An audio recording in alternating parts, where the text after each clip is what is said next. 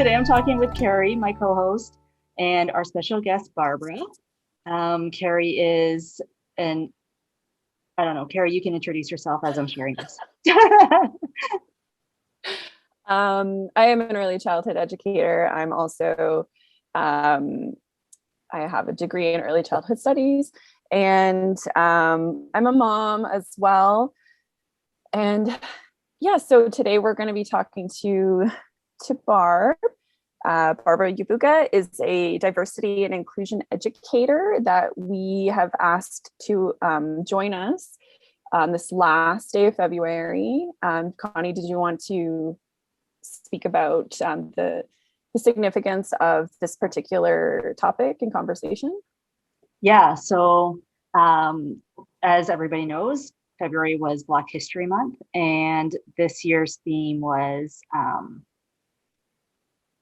oh my goodness, I'm like super unprepared apparently. The future is now. And so Black History Month is to, it invites Canadians to participate in Black History Month festivities and events that honor the legacy of Black Canadians and their communities, as found on the canada.ca website. Okay, so I guess just to jump right in, we really want to, I guess, emphasize that this is a safe space. So we're going to treat this as a conversation between friends, and a little bit of background. Barb and I met working at the Toronto International Film Festival.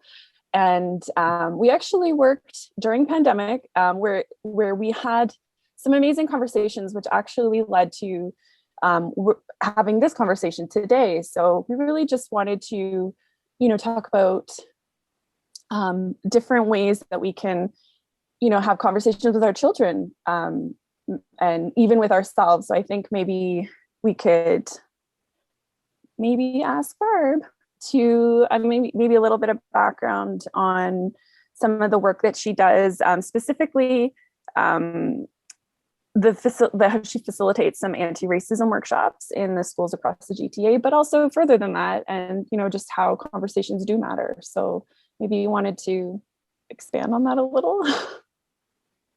Hi, hello. Good to be with both of you here. Happy Sunday. So I do a lot of work around diversity and inclusion with children, with parents, and I also have corporate clients that I work with to help with their organizations to be more inclusive and more diverse, and as well as address equity issues. And so working with children, that'd probably be my favorite part of the work I do, is working with young people, with children. I work with as young as 3 right up to teens, and it's been very fulfilling because it's no secret, race has been quite the topic. I feel like it always has. It's amazing how as humans we've come so far, but yet we can't move past this idea of pigment, right? And this past year, with the what I call almost like a heightened global awareness of just how bad race relations have gotten, specifically in North America. And so, working with children, I've been doing it for a few years and really focusing on empathy. That is essentially what I'm teaching when I break it down to folks who are like, what's diversity and inclusion? And I always end it with, I'm just helping people get along. I'm helping people treat each other equally and with respect. And under empathy, there's so many branches to that, right? I've done workshops on anti-bullying because that, again, is no secret that is a big topic with our children in the schools. And anti-racism is definitely also another branch of the empathy work I do. And, working with children, it's been so eye-opening because there was a moment where, again, over the summer, we saw the movement really take off in a whole new way. And there was a part of me for so long that was very cynical towards adults. I know as a Black, adult, and, being around Black children, Black parents, the fear and the anxiety was so real. And at the same time, I saw how my non-Black community, non-Black parents until I have to say this past summer, there wasn't the same urgency to address anti-Black issues when I looked again at my non-Black friends and parents. And this summer, there's definitely this shift I felt. And I'm happy to see it because, again, before the summer, I worked with children because I became very cynical towards parents. I felt that they just weren't getting it. And for me, I feel like children are the future. This month with Black History Month, it's all about the future and where are we going? How are we moving forward? And children have always been the answer for myself. It was very frustrating when you're trying to speak to grown adults about why your Black life matters, and for children, they just get it. And not only do they just get it, they are the emotion that comes up. It's very satisfying because I'm more hopeful for the future and that, the future generation are going to do a lot better than we did. Yeah, that's definitely something that I find rewarding with my work with children in general. It's the same thing, you're going to have a more satisfying time helping to mold the world or change the world with the young people, because they're still so full of like wonder and like love for everything. They haven't become cynical yet, like you were saying, cynical towards adults, because I think, as adults, we do maybe get set in our ways, but we also, have these things that sort of block us from, receiving or opening our minds to these different things, or, how the world could potentially, this sort of optimism is sort of missing, I think, from adults, but that children have. So I think that definitely resonates with me and why I chose to work with children as well. Mm-hmm. Definitely. Mm-hmm. Connie, did you have anything that you wanted to ask or add and contribute? So I wanted to kind of address the Black History Month, and do you feel like the George Floyd incident is what kind of opened this bigger conversation, or do you feel like this has just been something that's needed to be addressed? Like Will Smith said that anti-Black racism has been happening all of the time, and it's only because the media is now showing it more that it's becoming more talked about. Do you feel that that's the case? Was it like the George Floyd incident that really opened up this conversation? I feel, not to correct you, but the way I feel it, I don't think it's the media that's showing it more. I feel that the people, we have phones. We can now document what has always been happening, and now the media is forced to show it because all through social media, we're all sharing the reality of life for a lot of folks. So that's how I feel. I don't think that the media randomly decided we're going to focus on race. The people made that happen. And to speak back to why I was a bit cynical before is because this is not new to Black folks, right? Which is really sad. This is not new to us. And when you look at our history, when you look over time, there's too many examples of, Black people not being treated fairly. That's the simplest way I can say it. That's how I explained it to my kindergartners. And at the same time, with me being cynical, I also have to appreciate, I have appreciated the fact that, yes, this time around is very different. I remember years ago when I started doing diversity and inclusion work, it was, I'd have an easier time finding a needle in a haystack than really trying to get some of the initiatives I was trying to get off the ground. How much I had to prove that diversity matters. And yes, we should be having diversity training when you clearly have staff that are racist, or who don't get it. And so this time around, I feel like people are getting it. And I know by the clients I'm working with the conversations I'm having, both in the media, both privately, with my personal friends and relationships. So I've now moved past being upset that, now everyone gets it. And instead, I'm just grateful that we've arrived to where we are now, as far as I think majority of people are finally awakening to the reality. And people are now truly investing in doing something about it. And so I know by how busy I've been this month with Black History Month. I'm usually busy throughout the month of February, and then it's crickets come March, and throughout the rest of the year, and then it gets busy again February. But this year it's been different. The interest and the devotion that people have, I'm seeing it's been spreading. It's been going, for months. And I'm starting to see the actions, it's so much.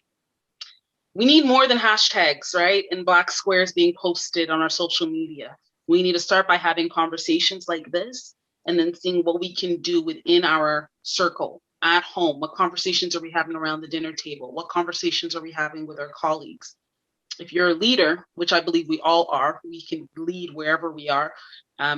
However, particular leaders of these organizations, what are you doing to actually impact change? Who has a voice in your organization? Who makes change? Who's getting promoted? Parents, what do your children's friends look like? Do they have a diverse circle of friends? Do they are they exposed to different cultures? So yeah, I'm happy that yes, it took something so tragic and on such a global scale as far as the coverage. However, if that's what it took to get us here, I'm not mad at that. Right. I think that's a good segue to talk about how some people aren't talking about it. Like even for myself, I'm feeling really honestly kind of uncomfortable in the sense of I don't want to offend, I really truly desire to have these conversations. And I think that that's what a lot of people are doing is that they see that they need to be having these conversations, but they're not having them because they're afraid they're going to offend or hurt somebody. And we kind of talked about this a bit in our pre-conversation about this idea, like how we learn through our mistakes, right? And so when organizations or even parents aren't having these conversations, what can you say about opening these conversations, even if you are going to make a mistake? Yeah, that's a good question. I always say, because that is something that comes up a lot, whether I'm dealing with clients or in my personal life, again, my non-Black friends and network, that's something always comes up. I'm scared of saying the wrong thing and I don't want to offend, or parents with their children, I don't know how to start this conversation. It's just, I don't want to expose them to hatred and violence. And it's just so terrible. And I don't want to take away their innocence. And I say to that, Black folks, the Black mother, the Black father, they didn't have a say in whether or not they were going to have the conversation. It literally was life or death, and, my nephews, who are all under 10, have been having these conversations, and their innocence has been taken, and it breaks my heart, and I think this is an example. We talk about privilege a lot. I think privilege is when you get to wait to have these conversations about racism with your child, where for my situation, for my sister's situation, she doesn't have that privilege of waiting. It's here, it's in their face, and it's literally a case of life and death if they're not aware of how they may be perceived by some people walking around as a Black person, and teaching them at such a young age that for some people your Blackness is threatening. And I shared a story with both of you, I believe, about talking to my sister, and that morning, I think it was at the height of the George Floyd tragedy, and my sister having to have a conversation, with her boys, and talking to my white friend and talking to her about what's going on with her. And she was, that morning with her two white younger children, white sons, and her frustration that morning was, the kids were spilling Cheerios on the floor and they're fighting about what to watch, what cartoon to watch. And right there, again, was another example of privilege, right? That was her biggest concern right now. And so what I say to folks who are scared of saying something wrong, or they're scared of, robbing their children's innocence, or they don't know how to go about it. Just remember that for Black parents, they didn't have the luxury of getting a PR team together to write a good statement, or to wait until they felt comfortable enough to have these anti-Black racism conversations. If our children are having these conversations, that means your children should also be having the conversation. And it sucks that we have to. I do not enjoy it. I wish that was not the case, but here we are, right? So I think if you're waiting, just remember that is your privilege, that you have that time to wait and to figure out how you want to. You're going to get it wrong. Sure, you may offend some people. You know, I know a lot of leaders are scared to post the wrong thing and whatnot. Your silence is violence. It's violence to our community. So what I say with that is have a good team around you. You know, talk to folks, listen, but you doing the work is more important. Saying something and doing something is more important than being silent because you're scared to offend. Again, Black people don't have that privilege. Thank you. Yeah, that actually, I think it goes back to something else we were talking about, in the idea of like always trying to frame things in a positive, and especially with our children. And I think that it's not necessarily the way we should approach everything with our children. I think that, you know, sometimes we do have to talk about negative things in order for them to learn and grow. And I think that, you know, like you're saying, we don't have a choice. Black children don't have a choice to avoid those conversations, those negative things that are happening in their lives. They don't get a choice to avoid, they don't get to run away from it. It's their experience every day. And, you know, for someone like me to say, well, I'm going to wait to have a conversation with my kids about, you know, anti-racism and whatever, I really shouldn't be using that mind. I shouldn't be in that mindset. I should be, you know, like acknowledging my privilege that I can have a choice in that matter, but still going into you know, and talking about the negative side of it, not just saying, well, we should love everybody and include everyone. I should also be saying to my kids, do you understand what a Black child your age has to worry about when he walks down the street? This is what he potentially has to encounter or face when he's walking down the street, rather than just sugarcoating it for my kids. Because if I'm sugarcoating it, I'm not doing anyone a favor. And I think that that's an important thing in all aspects of life, and not just when we're having anti-Black racism conversations, but like anything. And from my background of working with children, I tend to want to give children context as well, not just like, oh, we do good, this is the positive side of life, because they're not always going to have positive experiences in their lives. So we have to prepare them for those negative things as well. Absolutely, Carrie. I couldn't agree with you more. I think that's how we build empathy. We have to get in our feelings, you know, and those are all the feelings, right? The feelings that feel good and the feelings that feel not so good. I actually got an email this week on Friday from a parent of one of the kindergarten students that participated in one of my anti-Black racism workshops. And she said, you know, she came home, her daughter came home, and she started talking about at the dinner table about what we discussed in the workshop. And she said, Mommy and Daddy, did you know that Black and brown people had to sit at the back of the bus?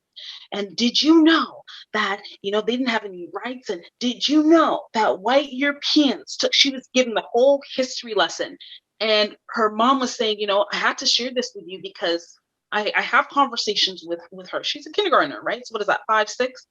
She's like, I have conversations with my daughter about treating everyone equally and fairly.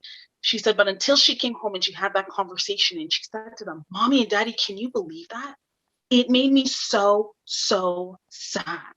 And her mom said she couldn't believe just one, how much information she was able to retain and then share with her and her husband. And also the fact that her feelings, like she came with all the feelings, you know, and that urgency, like how could this happen? Can you believe it?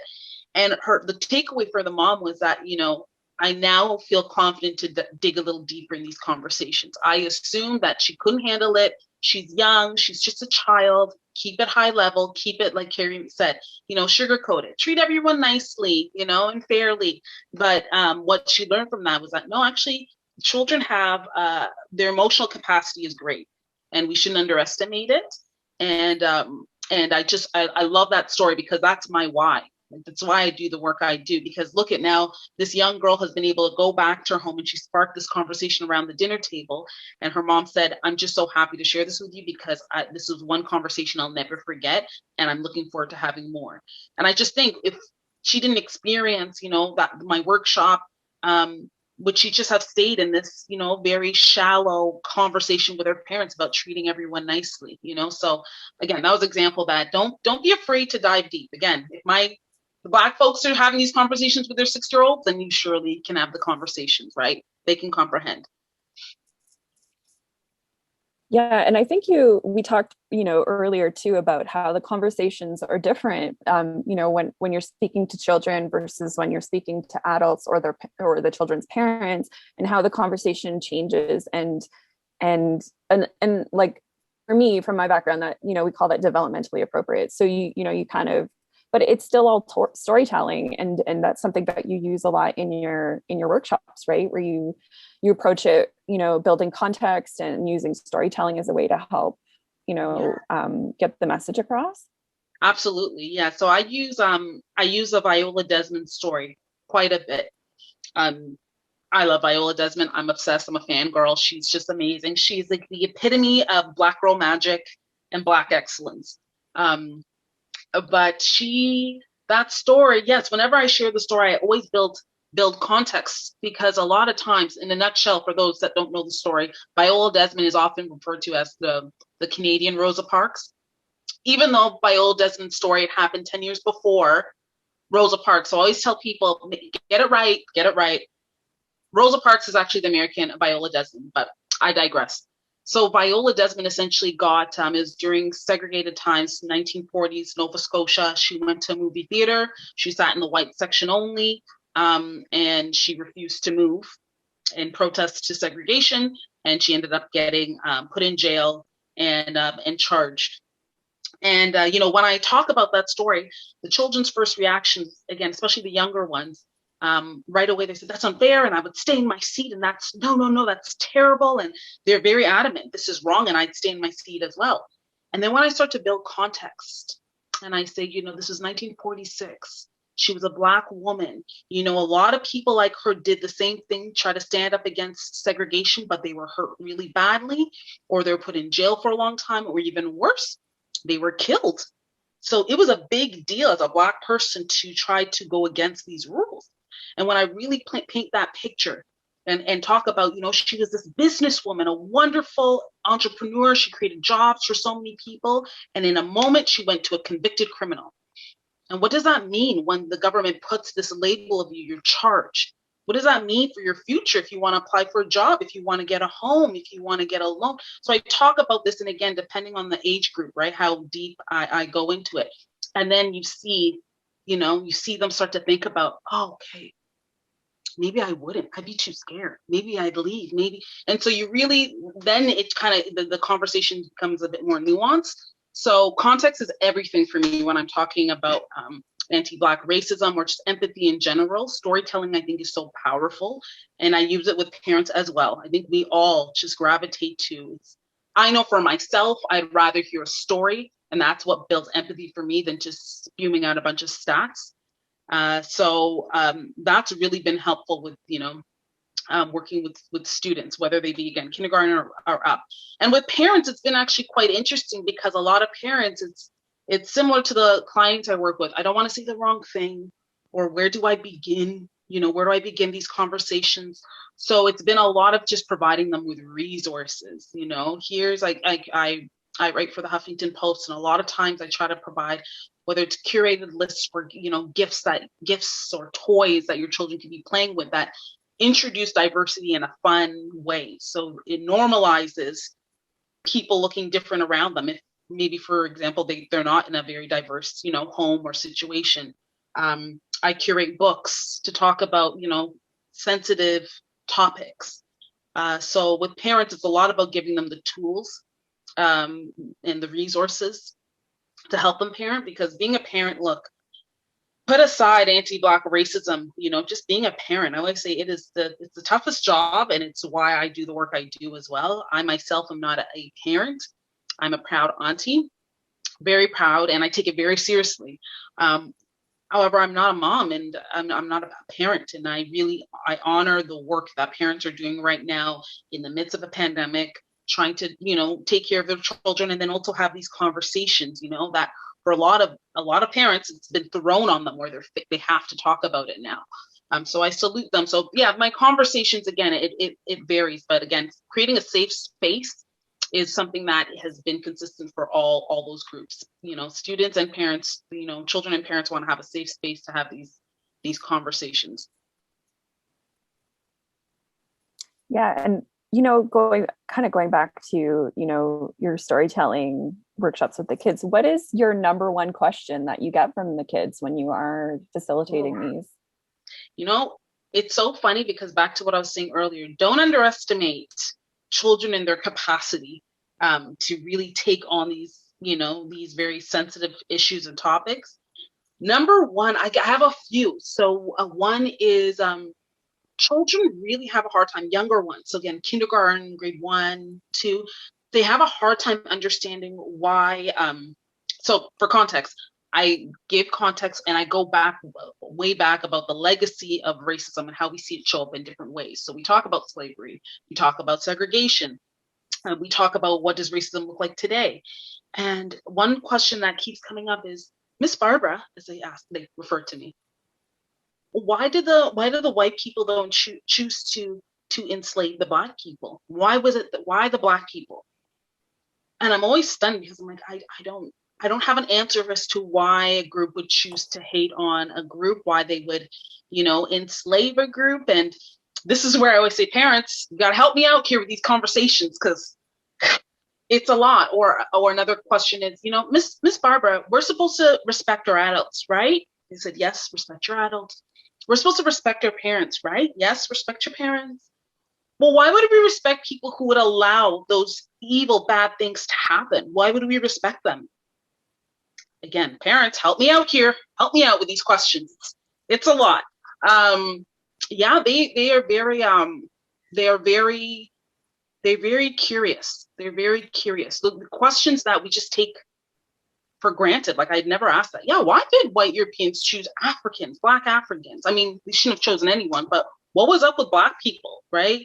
Why us? So yeah, there's so many questions. They give me so much hope, because I realize they get it, and they really, I mean, our generation and before us, we have a bad rep with this generation. They don't get it. They're questioning why we should, and they bring up politics. They bring up, well, our leader, well, didn't the prime minister do this? Well, didn't the president? And so why are they the president? Why are they the prime minister if they're doing racist things? Why did our adults allow that? So yeah, I've been taking one for the teen parents. Help me out with these questions. Help me out. Yeah, I was going to say, like, I think back to like history when on Orange Shirt Day, my daughter at the dinner table was telling me everything she learned in school about it. And I knew there was a dark history. I didn't know how dark it was until that day. And then it kind of opened this can of worms of like, whoa, I didn't know all this, right? And I even think back to like my history my history lessons, and it was like kind of like sugar coated, right? We didn't really understand slavery. We understood it, on like the surface level, but we didn't go deep enough. And it does kind of give me hope that my daughter's learning such, like her teachers are really teaching her like the deeper and darker history of this. And so I think like that's part of the work of some of the parents is for us to actually look and see like what we've been kind of maybe avoiding or unaware of, so that we can have these conversations. Absolutely. And I also think it's really important that we talk about Black people as not a monolith. We're very diverse, and there's so much nuance in Black culture and Black people. It always bothered me as a Black Canadian, learning about slavery, which of course we should learn about that, and segregation. However, my lineage, my history, I didn't come from slaves. That wasn't my journey. And actually, a lot of Black Canadians didn't come from a lineage of slavery. A lot of them came here willingly. And so that always bothered me, because when you're constantly educating your children, educating students that this group is less than, they're less than, you're perpetuating exactly what we're trying to not do, right? So I always say, talk about Black excellence. Talk about all the amazing things that Black people have done. Talk about their actual history. I've always felt that slavery is not Black people's history. That is the history of white Europeans. Colonization is, if you look at the history of Europeans, that is their history. Colonization and taking over people and enslaving people. That's not my history. My history is overcoming oppression, and my history is of strength and of excellence, of an intelligence. And I wish that schools, educators, parents, when you're talking to your children about Black history, that we talk about the excellence, we talk about who they really are, because I use the example, not to be so crude, but of, let's say, a rapist. If there's someone who raped someone, and you look up the history of the person who was raped, and then you look up the history of the rapist, who's going to have the bad rap? Who's going to have that record? It's going to be the rapist, right? Every time you look up the rapist's name, it should come up, yep, they are a rapist. It shouldn't go on the victim, on the one that was raped. And I feel that for Black history, we're constantly, when we're talked about, we have to make sure that we give that backdrop of, you were less than, you were enslaved, you were a second-class citizen. And I think we can do a better job of, yes, give context, but do a bit more digging of, the nuanceness of the Black culture, of the Black people, that we don't all have the same story and journey, and that there's so much more to us than slavery. Slavery was 400 years ago. There's so much that happened before that, right? And there's so much that happened even after slavery was then in segregation. So I'm always cautious when I feel there's an investment or this intention of keeping the same narrative of Black people or the oppressed people are the less than. Because when you see students in their face, when you talk about that and how demoralizing it is, it's sad. And it's not, again, they should not carry the weight of guilt of what others did to them. That's not for Black people to hold. I guess, kind of to sort of jump off of that, maybe for someone like me, a white woman, I guess maybe a question that someone like me would have would be, we talk about unconscious bias, but maybe people don't know what that looks like inside, like what that would, kind of manifest as, in everyday life, or microaggressions that, that maybe we don't realize we're doing. And how do we reflect on that so that we can do the work to, work past those things and eliminate those things from our, I guess from our, I don't even know what the word is, but, like, how do I stop doing those things? How do I stop having those, unconscious biases?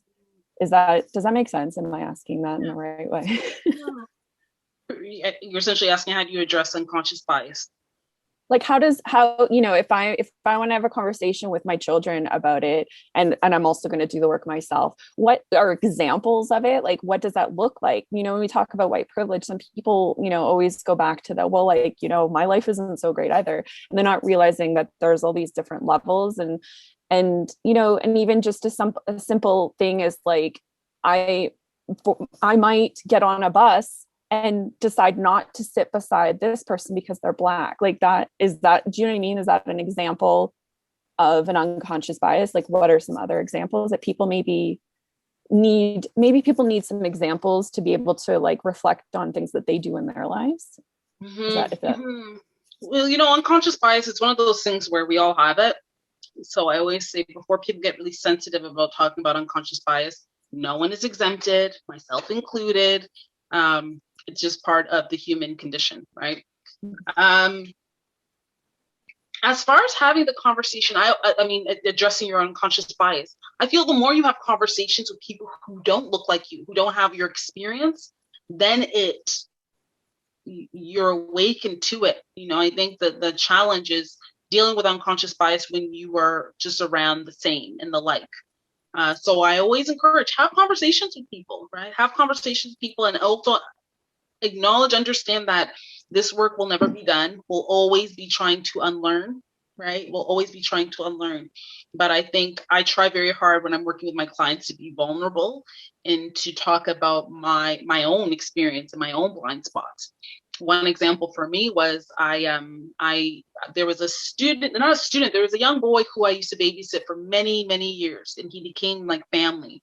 And very smart. He was always very, very smart from the age of 3, just brilliant.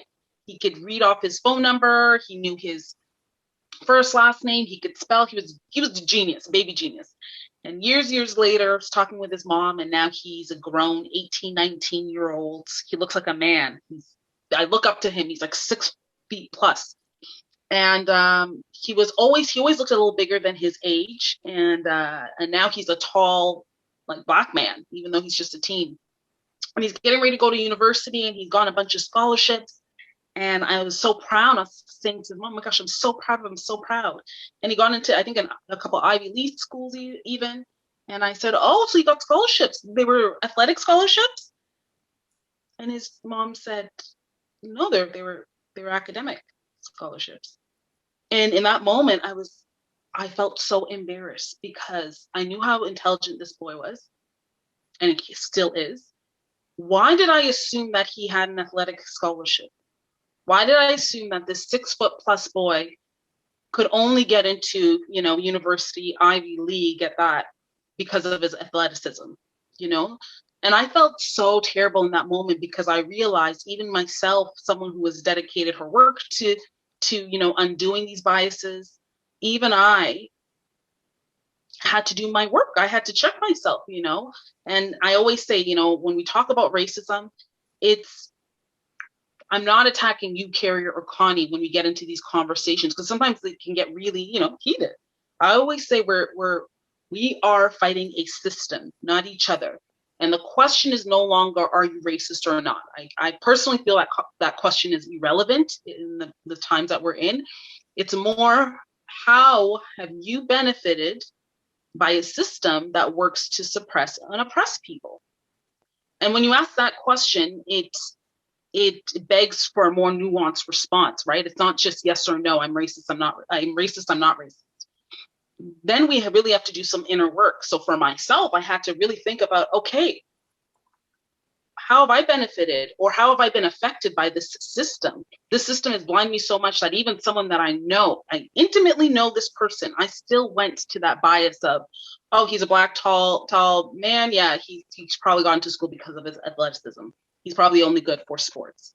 So that was very a tough day for me. I've shared the story a couple times, and it's not easy. It doesn't get any easier the more I share it, because it just reminds me that we all have so much work to do as adults, and we're not exempted from it. And as hard as I'm trying to protect all children, however, in my situation, Black children, in my own personal life, I can't even protect them from my own bias, So it was a hurtful day, but again, I share it because it lets us all know that we all have work to do. No one's exempted from this work, of unconscious bias. So get comfortable having uncomfortable conversations. It's the first thing I'll say about doing the work of unconscious bias. And know that this work is never done. This work is never done. It's ongoing, and that no one is exempted from doing the work. So that would be my three tips. So, Connie, is there anything that you wanted to cover before we maybe, I don't know how Barb's feeling with her voice, and is there anything else that you wanted to cover?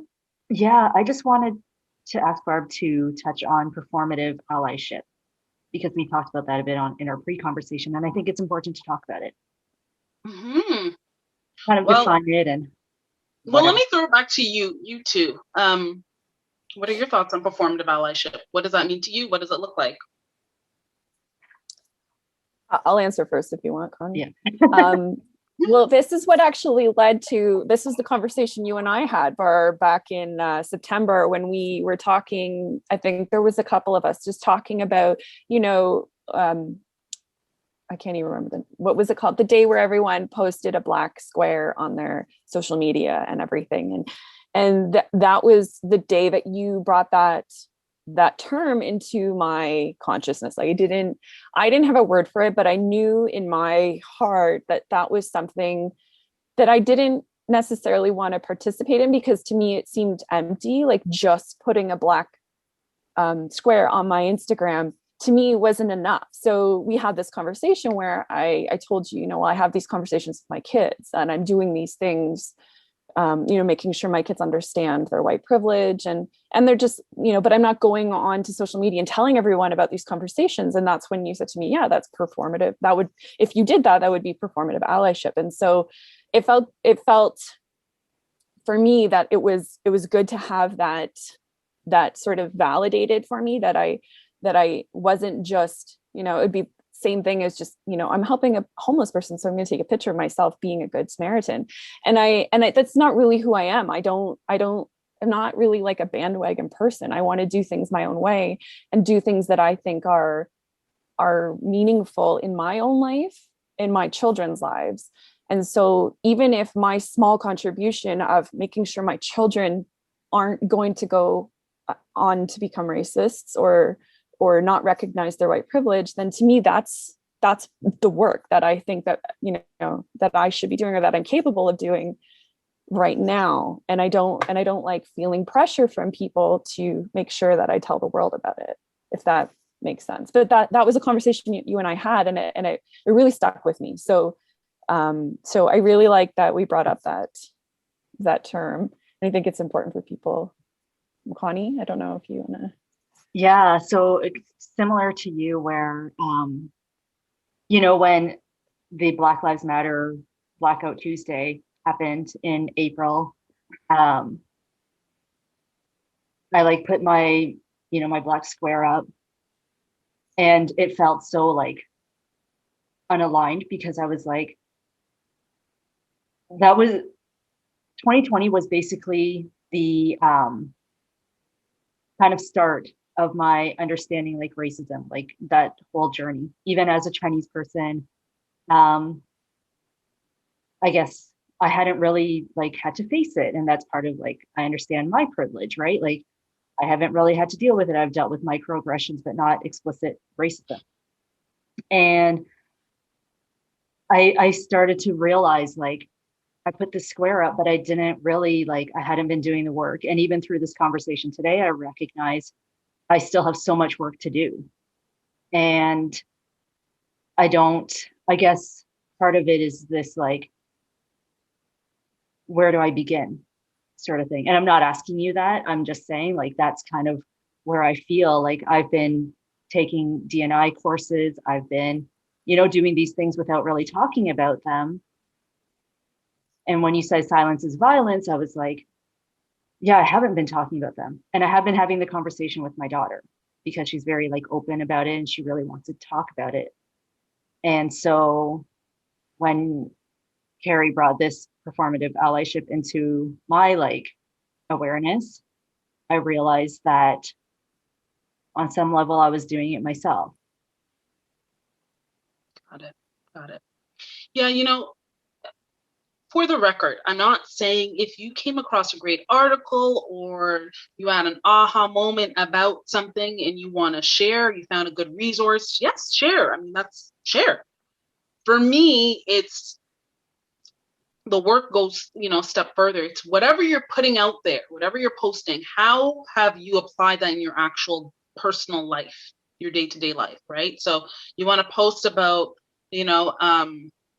okay, like for instance, I did a Black business guide and you put it out there and okay, you want to share it. Okay, but now a step further would be, okay, how many Black businesses though have you actually supported? Like, have you actually done business with a Black owned business? Have you, and also like the work, when I say silence is violence, it's also, I'm very big on know your lane or know where you can actually affect change, and know that activism and doing the work, there's so much work to do that we'll never be out of work to do when it comes to this, to diversity and inclusion and anti-Black racism. I've always said it's the most powerful role is parents. That's why I work with parents and children, because the conversations you're having around the dinner table, with your child, that is work. That's you using your voice. That's you not being silent, You could have said, you know what, I'm not going to talk about this with my daughter. I'm aware of it, but this is just too much. Let me process it and figure out. But the fact that you're going through your learning journey and also bringing your daughter along with you, that you're talking to your sons. Even for myself, I have people who are doing this work that they're either teachers or they're, again, parents having the conversations around the dinner table, or they're right out there in the marches with the picket sign, doing the most. We all have our place. So for me, it's not so much about look to your left, look to your right, see what other people are doing, and am I doing enough? No, what are you doing that's actually going to make a difference, right? So if you're going to post something in support of Black people, what are you actually doing in your actual life to support the cause, to support what we're all trying to do, which is to create a world with more empathy. So thank you for your quote that you posted. How is that quote actually in your life? How are you treating people in life? How are you with your privilege? Because we all have privilege, all of us. What are we doing with the privilege we have to actually affect change, right? So I'm even working with a client who actually did that Black-owned business guide and put it out. And at first it's like, okay, you're going to put this out. Let me wait before I call out performative allyship, And I was so impressed with the CEO. She called every business, reached out to every business, wanted to know, did you see an increase in sales? Has your revenue been impacted? Yes? No? Okay, what can we do? We need to do more. What would actually help you? That for me, that's, you're doing actual work. You're actually doing the work. And I have so many things to say. It's another conversation about even the word allyship and calling yourself an ally and all of that. I really feel that people shouldn't be. Anyways, it's another conversation, but I think we need to be careful when we use the word ally and allyship and who's using the word. And but my point is, do the actual work. I have so many friends who are really doing the work in the spaces. They're in the boardrooms, they're changing curriculums, they're doing so much work behind the scenes and working their butts off doing it, that they don't have time to give you a status update and give you a show and tell of, look what I did today, I'm an ally. Do the work, yes, and share what's important. That's, again, in alignment with what you're actually doing.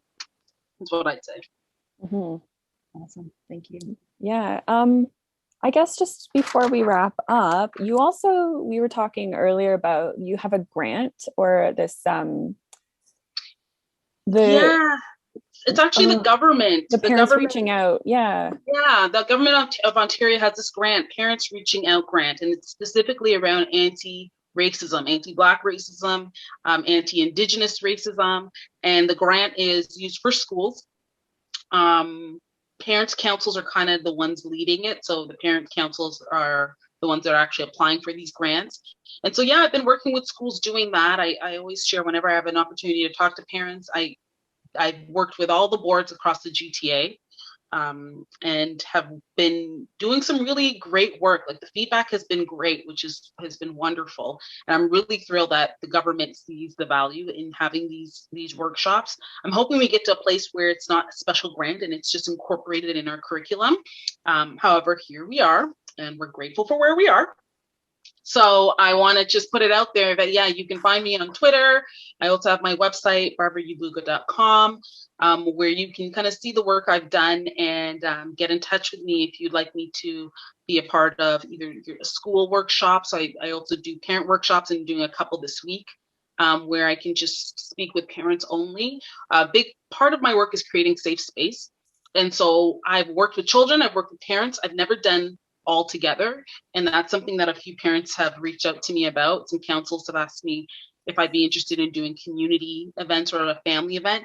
And it's something I'm looking into. However, I'm very, I really understand the importance of creating safe space. And I acknowledge how children have opened up to me when there aren't parents around. And I've also noticed with parents the same, how they open up to me when their children aren't around.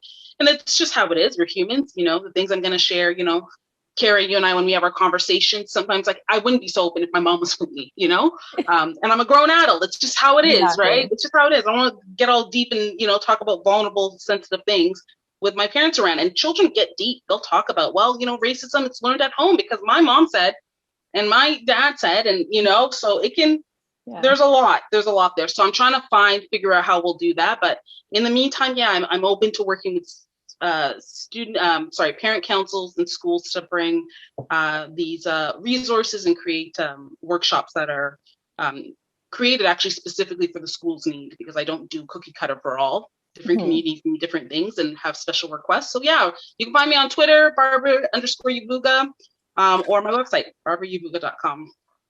We'll definitely post that. Sorry. Sorry. Do you do virtual workshops as well? Like across Canada? Sorry, do you do virtual workshops like across Canada, the US? Yes. Okay, awesome. Yeah, that's been the silver lining, I guess, of this time, is that I've been able to reach a lot more, a broader audience. And thanks to technology, I've been able to do that. So yeah, I've been working across. I've worked with clients even in the States. I've been doing schools all across Canada. So it's been great. Yeah. Okay, cool. All right. And sorry, I just wanted to quickly, talk about the things that I found that I think people will find great about your website. There's some links to a sample of one of your storytelling workshops with the Viola Desmond Won't Be Budged book. Also your story time with Auntie Barb, where you're telling stories, and then you've got a few resources, and we'll share some of those as well. But also, and we were talking about this before, we just wanted to, bring up and very, very quickly, if you want to just mention the column that you're going to be doing regarding consent with Huffington Post before we wrap everything up. Yeah, so I've been writing with Huffington Post for a little while now. I think a couple of years, I can't even keep track, but we've started this, I put out monthly content again for parents. So it's for the parent column. And I've done things on there as far as just resources that parents need. So curated lists of toys, of gift ideas, of books. So I'm big on storytelling, as I mentioned. So I started now a monthly column where I put out books on different themes. February was all around love and celebrating the different kinds of love. And now for March, I'm doing it around consent. And, consent is something that, a few parents have asked me to talk about it. It's a topic that I'm looking forward to helping or doing my part, what I can do, because I know in my time there wasn't really a conversation too much about consent. And as I'm seeing some of the challenges that parents have, and even some of my friends, what they've experienced, and wishing that there were resources out there. So I'm doing 10 books this month that I'm putting out to help parents have conversations with their children of all ages, right up from toddlers up to teens. And, talking about racism, we talk about that in my workshops about, just the consent of your body, and how, Black bodies, how they're protected or lack thereof protection, versus white bodies, and how someone like, again, I'll use Viola Desmond because we've been talking about her, how she was handled in such a rough way and physically removed from a theater. She was dragged out of the theater. She's a petite woman, and very dignified, very respectful, and her body was all bruised up, and how the officers handled her, and how, officers handled the abuser, or the racist, right? Which he wasn't touched. And so we talk about that, the consent of body, because students again ask, why did they touch her like that? She didn't want to be touched. And it's like, you're right. She didn't have, they didn't give consent. So these conversations of consent have come up, and students, again, I draw from them for inspiration in what they are asking. And so even when talking about racism, anti-Black racism, consent falls under that, because there's definitely there's a difference between how Black bodies are handled and how they're respected, and how non-Black bodies are treated and respected. So I'm looking forward to doing this, and I'll be doing every month a different theme. So I definitely listen to parents and students as far as what do you need, what topics are coming up during this time. We've been spending a lot more time with our children and families all being together at home. And so I'm always curious as to what conversations are you having, and what resources do you need? My service is for parents and children. So that's what I'm excited to be working on. So that should be dropping this week some point. And looking forward to it. That's great. I think I don't have any other questions unless Connie does, but I think this was a great conversation. I really, really enjoyed it. I've been saying it all month. I'm really excited about today. And I'm like, it went really well. And I'm really happy that you joined us and that you shared your experience and your knowledge with us. So thank you.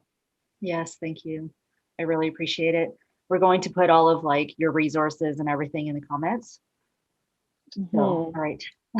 All right. And then I guess everyone is watching this on our group, but we will be posting this to Instagram. So if anyone's watching this on Instagram, please come join our group. The link is in our bio. And thank you. Thanks. Take care. Thank you, Barbara.